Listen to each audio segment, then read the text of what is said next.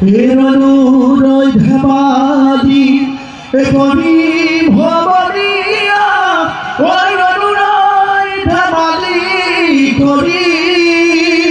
এরনুরয় ধেমালি করি এসিয়া ঠাকুমারে ও ধেমালি করিবে এমনিলে কাহানি করি